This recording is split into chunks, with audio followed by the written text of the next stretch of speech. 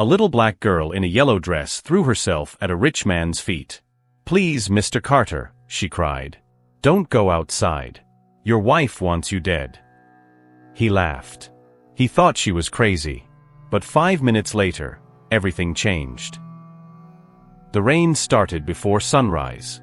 Not the kind that gently kisses the ground, but the kind that pounds like 1,000 tiny fists against glass. Loud, urgent, uninvited. Inside the mansion on Pinecrest Hill, everything shimmered in quiet perfection. Marble floors reflecting golden light, a chandelier suspended like frozen lightning, and a staircase so wide it looked more like a stage. It was 5:47 a.m. Thomas Carter, businessman, philanthropist, and one of the most influential men in Atlanta, stood in front of a mirror adjusting his cufflinks. The reflection that stared back was everything success was supposed to look like. Custom-tailored, navy suit. A watch worth more than most people's cars. Confidence so heavy it almost had its own gravity. He smiled faintly, practicing the charm he'd use at his morning board meeting. A smile that had sealed deals, melted opposition, and opened doors to a life few ever touch. But that morning, something felt off. The air was too still. Even the house seemed to be holding its breath.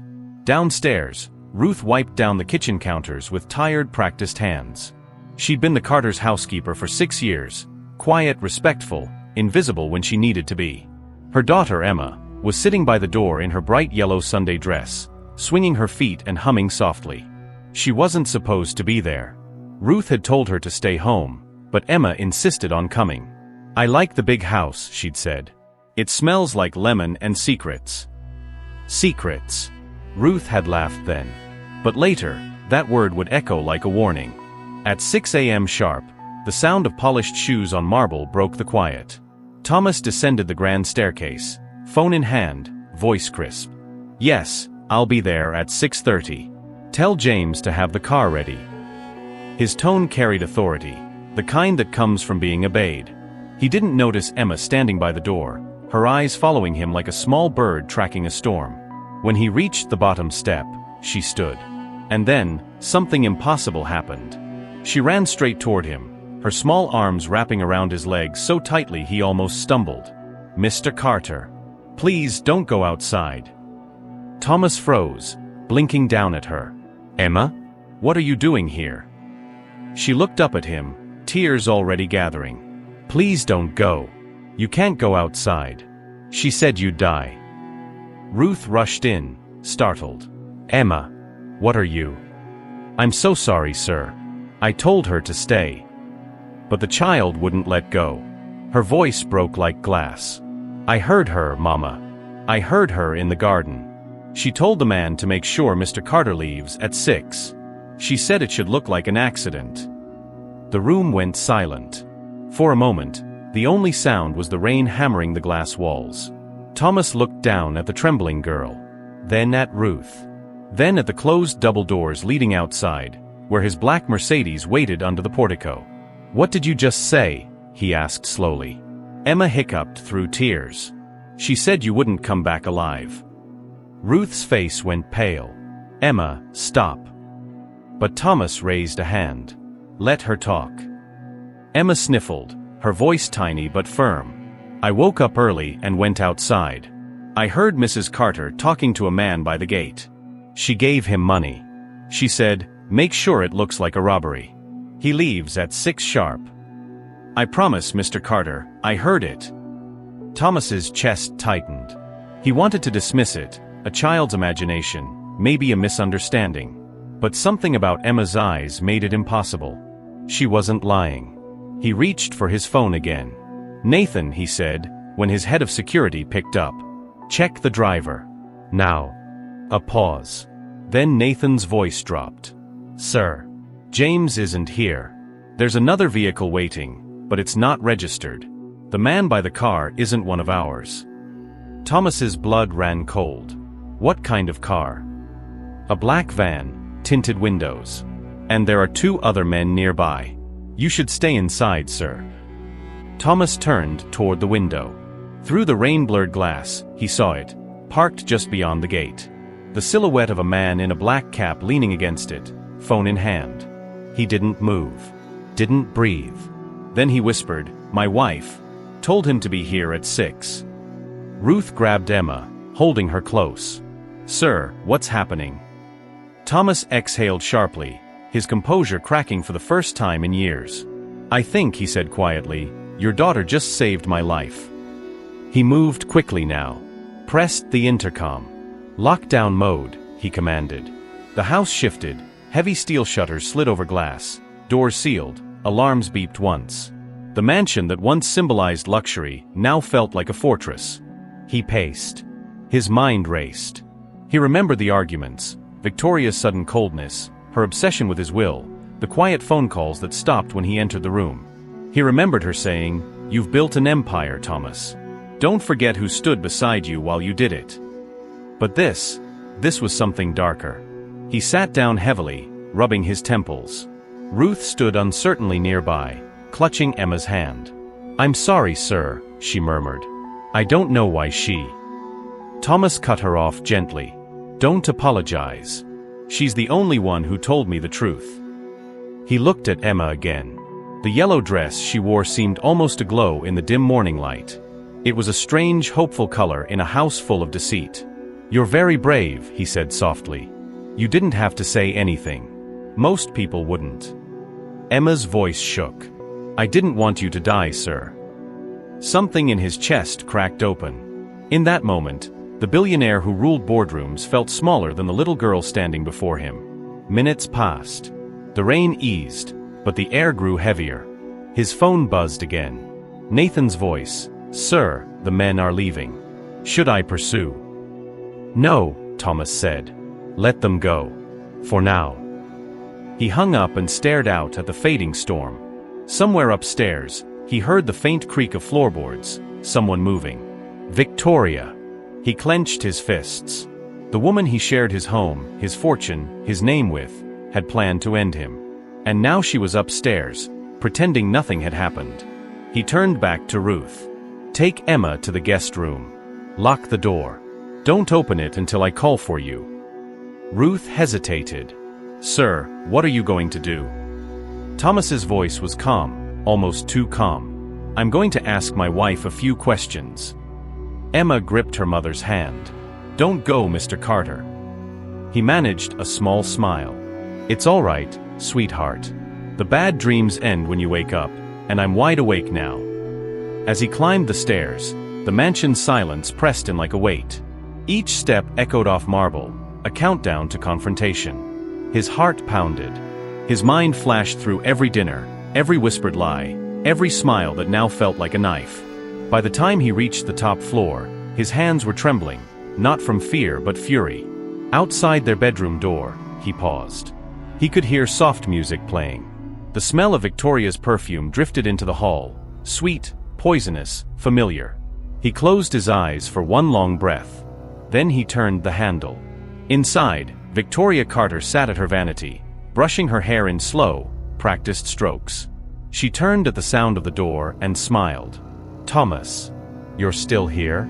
I thought you'd already left." Thomas stepped inside. "I almost did." Something in his tone made her pause. "What's wrong?" He didn't answer right away. He just stared, at the diamonds on her wrist, the calm on her face, the woman who had built her entire world beside his and yet was ready to destroy him for it. Finally, he spoke. "Tell me, Victoria, when did you start planning to kill me?" Her smile faltered.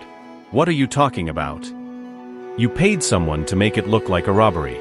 You told him to wait outside at 6 o'clock.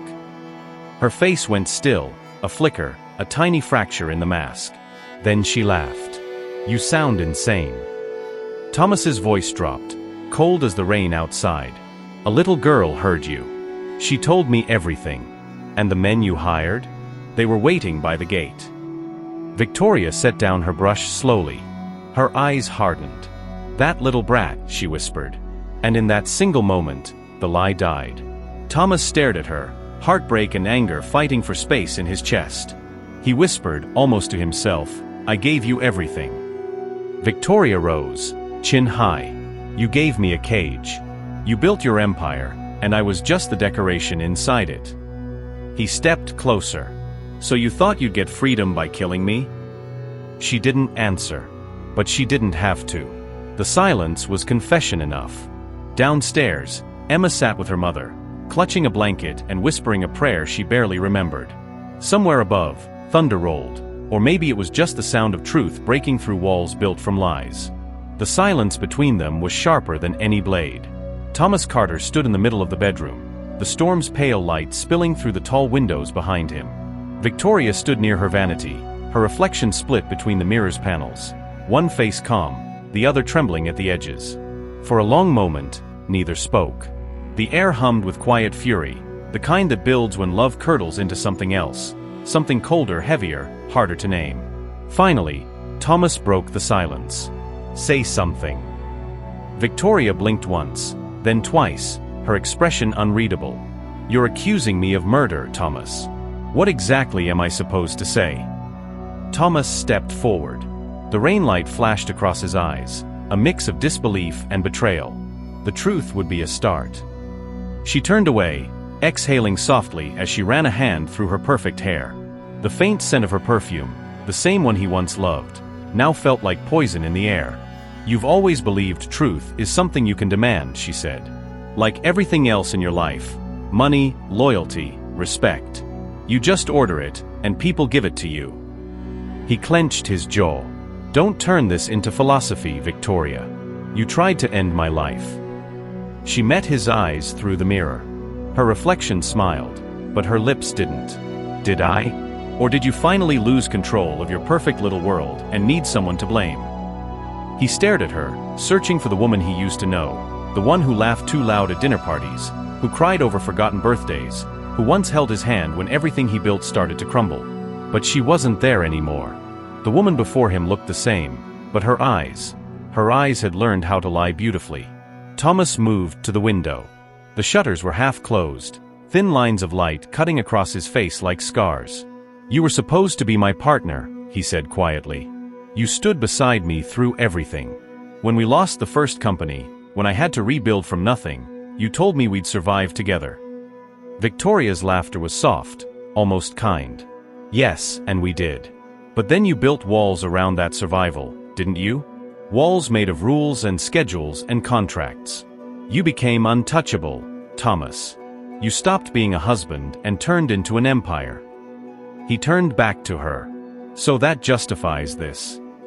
"Nothing justifies it," she said, her voice trembling for the first time. "But you have no idea what it's like to stand in your shadow. To watch you lie for power and call it love." Thomas took a step closer. "Then why didn't you leave?" Victoria's silence answered for her. "Because power, even when it hurts, is hard to walk away from." The rain outside began to fade. The world beyond the windows was gray and heavy, the storm's last breath pressing against the glass. "You could have asked for anything," Thomas said. "Money, freedom, a new start. You know I would have given it to you." She gave a bitter smile. "You would have given me permission. That's not the same as freedom." Thomas shook his head, a humorless laugh escaping him. "You always did know how to make betrayal sound poetic." Victoria crossed her arms. "And you always did know how to make love sound like a business deal." For a moment, silence returned, thick and suffocating. The kind that fills a room when every truth has already been spoken, but neither person is ready to live with it. Then Thomas spoke again, softer now. "You didn't even care that there was a child in the house." Victoria's head jerked up. "What?" "Emma. She heard everything. She's the reason I'm still alive." Something flickered in Victoria's eyes, guilt maybe, or just the sudden realization that her plan had been witnessed by innocence itself. She looked away. "A maid's daughter overhears something she doesn't understand, and suddenly I'm a villain in your story." "You are the villain, Victoria," he said quietly. "You just don't want to admit how you became one." She stared at him, her voice cracking. "You think I wanted this? That I woke up one morning and decided to destroy you?" He didn't answer. "Do you know what it's like," she continued, "to sleep beside someone who's already miles away? To smile for photographs while your husband builds a kingdom and forgets who he built it with?" Thomas's eyes softened, just for a second. "I never forgot." "Then why did I feel invisible?" she whispered. There it was. The quiet ache buried beneath all the anger, the sound of love that had rotted slowly over time. Thomas looked at her, and for the first time since the confrontation began, his expression wasn't anger but exhaustion. "Maybe we both built something too big to live in," he said. "Maybe success cost us more than we thought." Victoria blinked, and a tear slid down her cheek. She wiped it away quickly, as if weakness were a luxury she couldn't afford. "So what now?" she asked. "You'll call the police? End everything we've built?" Thomas shook his head. "No. I'll end the lie, not the story." She frowned. "What does that mean?" He straightened. "It means you'll leave. Quietly. The lawyers will handle the rest." Her jaw tightened. "You think you can erase me like one of your business partners?" "No," he said simply. "I'm setting you free, the freedom you claimed you never had." For a long moment, Victoria just stood there. The stormlight faded into dull gray shadows across her face. Then she whispered, almost to herself, "You really think walking away will make you clean? You used people, Thomas. You used me. You built your throne out of loyalty you never earned." He met her gaze. "Maybe. But at least I didn't trade love for greed." Her breath caught. The words landed like truth, sharp, final, undeniable. She turned her back to him, staring out the window at the drenched gardens below. The rain had stopped, but everything was still dripping. Every leaf, every branch, every lie. Downstairs, the house was silent. Ruth sat by the window, Emma asleep in her lap. The child's yellow dress, now wrinkled and damp from earlier tears, caught the soft light like a promise. Ruth whispered a prayer under her breath, asking for peace, for her daughter, for the man upstairs, even for the woman who had lost herself to envy. Back in the bedroom, Victoria picked up her coat from the chair and slipped it on. Her voice, when she spoke again, was quiet but steady. "I hope you find peace, Thomas. But I don't think men like you ever really do." He watched her walk to the door. For a moment, he almost reached out, some stubborn part of him still remembering the love they once had. But then he stopped. "Goodbye, Victoria." She paused at the threshold, then turned. "No. Goodbye, Thomas. You don't get to say it first this time." The door clicked shut behind her. Thomas stood alone, listening to the sound of her footsteps fading down the marble hall. The echoes lingered like ghosts. He let out a long breath and turned toward the window. The morning light was breaking through the clouds now, thin rays slicing across the drenched world below. Somewhere out there, the little girl in the yellow dress had told the truth and changed everything. He went downstairs slowly. Ruth looked up, startled, clutching her sleeping daughter. "Is it over?" she asked softly. Thomas nodded. "Yes. It's over." Ruth exhaled in relief. "And your wife?" "Gone," he said simply. "This house doesn't need lies anymore." He looked down at Emma, still asleep, her small hand curled around her mother's. The innocence of it broke something in him again, not pain this time, but gratitude. "Your daughter saved me," he said quietly. "I'll never forget that." Ruth smiled faintly. Children see what grown-ups try to hide. He nodded. "Maybe that's what we all forget, that truth doesn't whisper, it shouts. We just stop listening." The mansion felt different now. Lighter, emptier, alive again in a strange way. As Thomas stood in the grand hallway, sunlight spilled through the glass, landing on the marble where Emma had first fallen to her knees hours before. He stared at the spot and whispered to himself, "You can rebuild an empire. But once trust is gone, there's no blueprint for that." Morning came quietly over the Carter's estate. The mansion, once filled with echoes of power and pride, now breathed differently, softer, humbler, alive with the small sounds of renewal. The gardens, once trimmed for perfection, now bloomed freely. Roses crept over the stone walls, wild and unplanned. The fountain that had stood silent for years now ran again, its water glinting in the sunlight like laughter rediscovered. Thomas Carter stood by the window of his study, watching the light fall across the grounds. His reflection in the glass looked older now, not in years, but in spirit. The sharpness that once defined him had faded into something gentler, more human. He'd spent months clearing out more than just paperwork. He had cleared ghosts, the invisible kind that cling to guilt and memory. Downstairs, he heard Emma's laughter, Bright, unguarded, real. Ruth and her daughter had stayed on at the mansion after everything ended.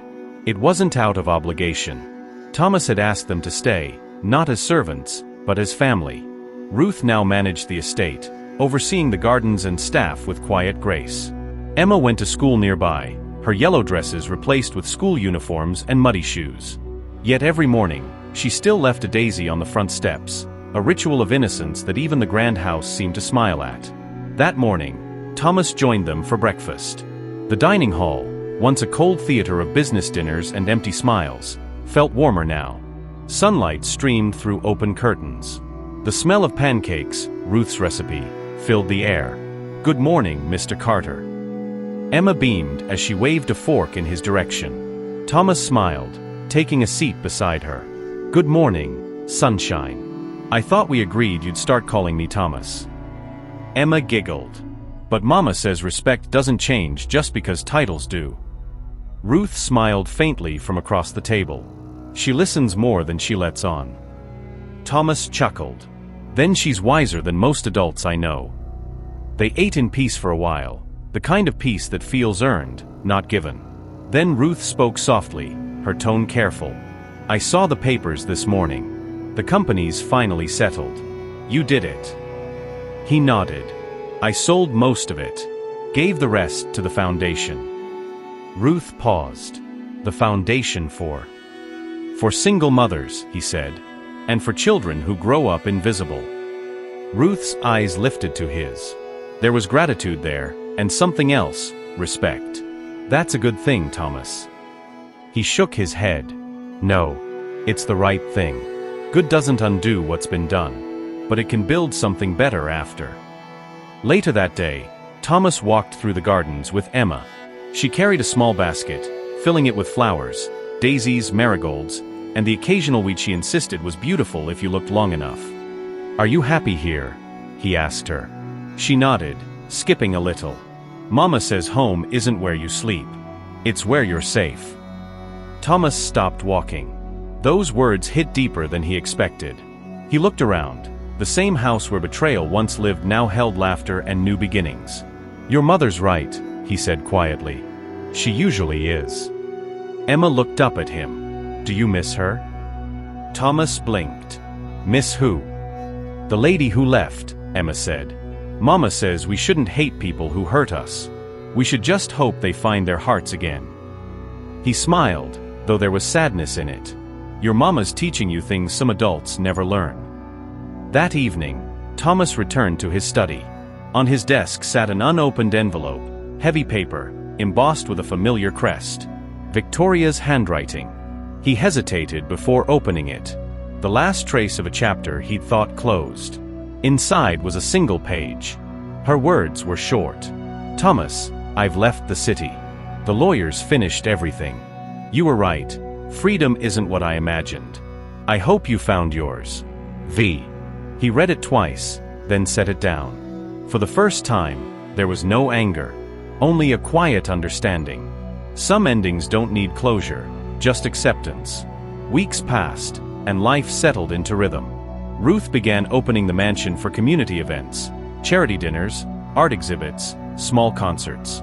The same halls that once whispered of greed now echoed with laughter, music, and hope. Emma became the house's little ambassador, greeting guests with the confidence of someone twice her age. Thomas watched it all unfold with quiet pride. People sometimes asked him what had changed him, what had made a man of wealth and power walk away from the empire he built. He never gave a long answer. He'd simply say, "A little girl in a yellow dress reminded me that truth saves more than money ever could." One evening, as the sun melted into the horizon, Thomas stood on the balcony overlooking the gardens. Ruth joined him, her face lit by the orange glow. "The house feels different," she said. "It's alive again," he replied. She nodded. "Funny, isn't it? Sometimes things have to break before they can breathe." He looked at her, admiring the calm strength in her face. "You kept this place standing when I couldn't." Ruth smiled gently. "No, you did that yourself. You just needed to remember who you were before you had everything." He turned his gaze back to the sunset. Maybe having everything was the problem. Then maybe losing it was the cure, she said softly. They stood in silence, watching the light fade. The world around them seemed to exhale, as if relieved that the storm had finally passed. That night, Emma knocked on Thomas's study door. She held something behind her back. "I made you something," she said, eyes bright. He smiled. "Let's see it, then." She revealed a drawing, crude but heartfelt. It showed 3 people standing in front of a big house, a tall man, a woman with long hair, and a little girl holding their hands. Above it, written in crooked letters, were the words, "Home isn't big, it's kind." Thomas felt something shift in him, that quiet warmth that forgiveness leaves behind. He knelt down, took the picture, and smiled. "It's perfect," he said. Emma grinned. "Mama said we should put it in the hall where everyone can see it." "Then that's exactly where it'll go." The next morning, the picture hung in the grand hallway, framed, centered, and surrounded by sunlight. Guests who entered the mansion often stopped to read it, smiling at its simplicity. Thomas would watch from a distance sometimes, remembering how far they'd come, from betrayal to peace, from lies to truth. He'd built empires and lost them, but what remained was something no fortune could buy, a second chance at being human. That night, before sleep, Thomas wrote one final note in his journal. Redemption isn't found in wealth or revenge. It's found in the quiet mornings when laughter replaces fear, in the hands that help rebuild what was broken, in the truth that survived the storm. He closed the book and set it on the nightstand. Outside, the wind whispered through the trees, carrying the faint sound of Emma's laughter from the garden below. And for the first time in a long time, Thomas Carter, a man who once had everything and almost lost his soul, smiled not because of what he owned, but because of what he'd finally found: peace.